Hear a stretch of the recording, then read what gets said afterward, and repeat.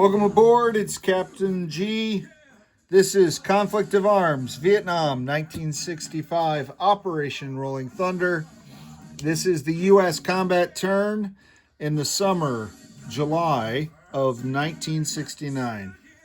So at the end of the NVA turn, we talked about probably the best opportunity for the U.S. was to use air cav and move into this city, try to take it. There was only one guy to hit. But the problem is I only had 4 helicopters in Saigon. 4 helicopters. I would have to have at least half of them to guarantee or to increase my odds to get it in one turn or two. Carry supplies. That left only 2 to hit this tile. And that was a high-risk little reward. And then I would be isolated because these guys will have cut off that city. So instead, the U.S. has decided to go all out in our attack in Clean Gang, where there are 7 infantry and 2 VC sappers. So 9 units. Whew. I hate even saying that out loud. All right, so instead of the Arvin Cessna aerial spotter, the U.S. artillery in Saigon are taking targeting data from an SR-71. Again, just bling. They're doing range fire 1-2. So 2 3s. There are no rat tunnels, as we discussed. So 2 3s. Additionally, Arc Light 2, all 4 B-52s rolling 8 1s are going to drop a huge amount of napalm on here in the hope of reducing this stack somewhat between the artillery and the B-52. After that is done, after the ground preparation by the Air Forces and artillery from Saigon, these 4 air cavalry units, 2 of them transporting, actually 3 of them transporting supplies, 1, 2, 3, to guarantee 3 rounds of combat. And then this Marine air cav transporting 1 U.S. Marine. I know the Cobra sculpt can't carry troops, but you get the point. So those guys are going in. Additionally, they're coming in from the east, I guess they're east, moving west. 3 U.S. Army infantry, 1 U.S. Army MBT. I'm going to go ahead and empty this tile out entirely. And 2 ROK Marine units. And then all of that will be supported by every fixed wing asset available to Vietnam. So coming down from Thailand, 1, 2, 3, 4, 5. Having 5 left will be Thunder Chief. Coming out of Hue, and I won't make you look at the path. Having 2 left, F4 Phantom Squadron. Out of Nha Trang, 2, 3, 4, yeah, having 5 left, another Thunder Chief Squadron. And then out of Saigon, the squadron of Navy A1 Sky Raiders, moving 2, having 8 left. And a new Marine squadron of A4 Skyhawks, moving 2, having 8 left. So that's the focus of the new MAC Chief Commander, General Abrams, and he's all in this tile. So let's get going. Let's roll those ranged strikes first. I have 2 artillery At 3. Low numbers. Outstanding U.S. Army artillery. Actually, in this case, I think those are ANZAC artillery, but I'll take it. Thank you, ANZAC. 1, 2, 3, 4, 5, 6. 1, 2, 3, 4, 5, 6. Oh, okay. That's why. All right. All 8 of these are 1s. Just because I ran out of the red dice, because I've already got some set up. This is 4 B-52s dropping their bomb load, napalm. Each B-52 gets 2 1s, so a total of 8 1s. Come on, B-52s. 8s. That's disappointing. That was close. Yeah, I suppose all of them were close. All right, so only 1 hit. 10 dice, 1 hit. That is not bully. All right, so I'm just going to reduce this stack by 1. I'll have to reduce the dice that I set up. They are going to lose the infantry. I wonder if the VC should... You know what? They're not. They're digging in their heels. They want defenders to defeat this attack. They are going to take out a sapper. Their choice. Their choice that I'm making for them because they want that delta. All right, so the B-52s go back. Just get that out of the way because it's already as crowded. They go back to Guam.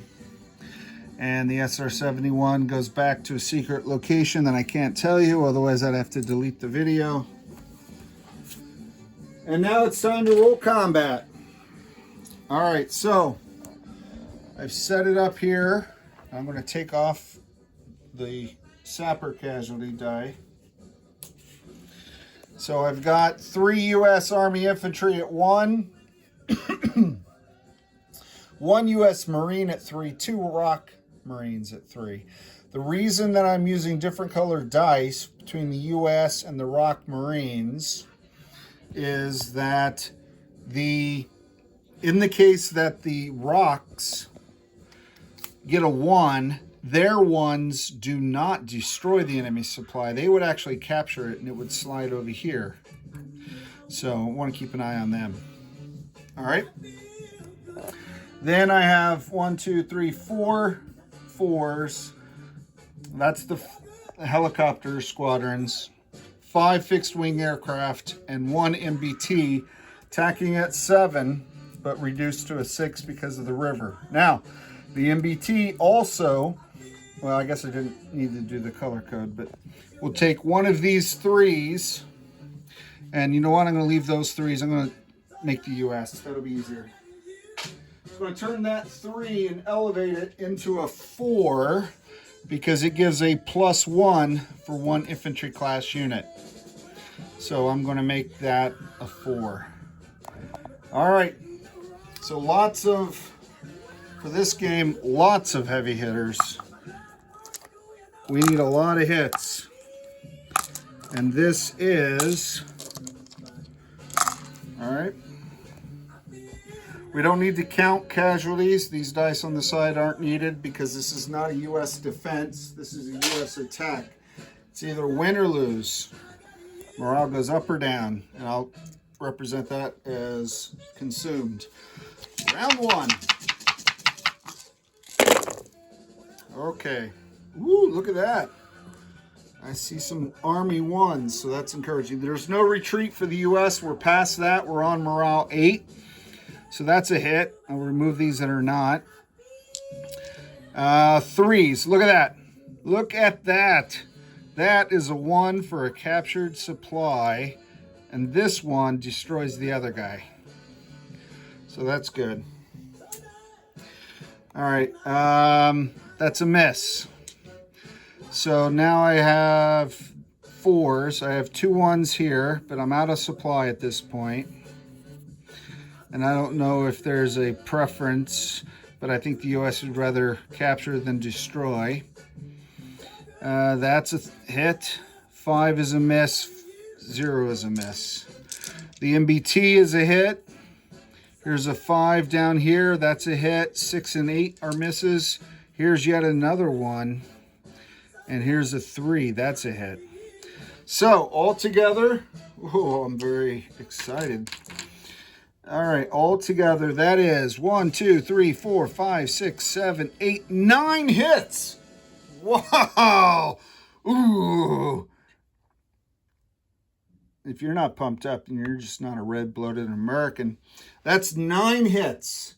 And that is what we started with. So even without arc light and the artillery, 3, 4, 5, 6, 7, 8, there's only 8 units left. So, woo, I was nervous. I don't know about you, but I was nervous. Maybe you were nervous. General Abrams knew what he was doing when he ordered this attack. All right, so the communists have 1 sapper and 7 infantry at 3s. Let's see how costly this victory is. High numbers, high numbers, high numbers, high numbers, high numbers. Alrighty, let's see. 0s are high. Oh, gee whiz. Everything else is low. Alright, 3. See, this is the purple die. So the purple die is gone. So the sapper did miss. And I showed you that because all of the rest are 3s or less. And this is a bloody battle. Oh, here's a 4. There's a 4. That's good. Makes that. Take every victory I can get. And then 2 1s. So that would have been, even without the ROK Marine, that would have been the only round. So it was good that we got them all. The ROK did secure a supply for us just in case. So I'll claim it now for Soul. All right, so 5 hits. 5 hits. That's a lot, frankly. That's more than I was expecting because I didn't bring 5 units. And I fully expect a communist counterattack. Boy. All right, I was hoping for more on hand, so this may have been a trap by the communists. It's a heck of a trap putting all those infantry there. All right, let me think, and it's not good television for you to watch me think. Hold on. All right, so I thought, and I thought, and I thought. I'm not happy, but it was a no-win situation. So I'm taking the 3 U.S. Army infantry. I'm going to take 2 air cav. My thinking is I'm going to have to defend. And these Marines are, the ROK Marines cost 6 to replace. The aircraft costs 8 or 9. 8 for a helicopter, rotary wing, and 9 for a jet fighter fixed wing. So, while not ideal, if I took 2 more infantry, then I really only have infantry class units, and then I really only have 1 ROK left because I lose him, and then the MBT. And these guys are going to swarm to kill the MBT. But then I realized that it's not that much different to lose the air. The fixed wing stay here because I captured it. So they will get to defend if the communists attack. And these guys defend at 3 and these guys defend at 5s. So I'm going with the loss of the aircraft rather than the ground. You know what? I'm going to swap 1 for 1. Yeah, it's an audible because he defends at a 3 and the Marine defends at a 3. Hate doing that, but that's what I'm going to do. So those are my 5 casualties. 3 U.S. Army, 1 U.S. Marine, and 1 air cav. And then I did take the tile. So I can't move the U.S. up 1, but South Vietnam does go up 1 because they gained a tile. And the Viet Cong go down 1 because they lost a tile. And when I look at the income over here, that broke the tie. So South Vietnam goes up to 12 and the Viet Cong go down to 10 in a massive battle in the Mekong Delta that probably will have long-lasting effect, particularly if the Viet Cong had invested in air defense. Then they could bring in SAMs and AA guns galore to shoot down all these air that are kind of fixed to this spot. But they have not. They only had like one AA gun, I think, and they lost him way down here a long time ago. It's just not been my focus. And now perhaps I'm learning the error of the ways. So we'll have to see. Next turn is the VC. They've got 1, 2, 3 infantry lined up here. The truck can bring a 4th infantry and an artillery. Does that have a chance against this? So we'll see. It might be worth it just to kill some big units, but that would completely gut the VC right before the US moves into Cambodia. But most importantly, at least from my perspective, we're going to go from 8 to 9. So we are no longer rolling for income loss. Having said that, though, we do owe a roll for this turn, and I intentionally saved it for last. And we got to roll that die because you roll it at the beginning of the turn, but I wanted to save the drama. Hopefully we'll get a low roll, but this will reduce the income for the US permanently, regardless of the morale increase or decrease later.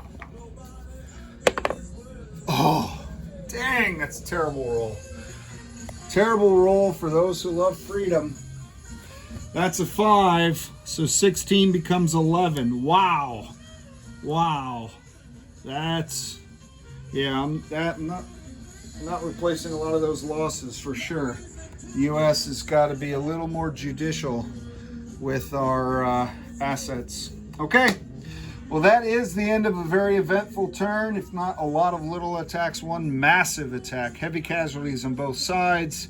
The Viet Cong can replace conscripts faster than the U.S. can replace Marines and aircraft. This is Captain G. Next up, Viet Cong, July of 1969.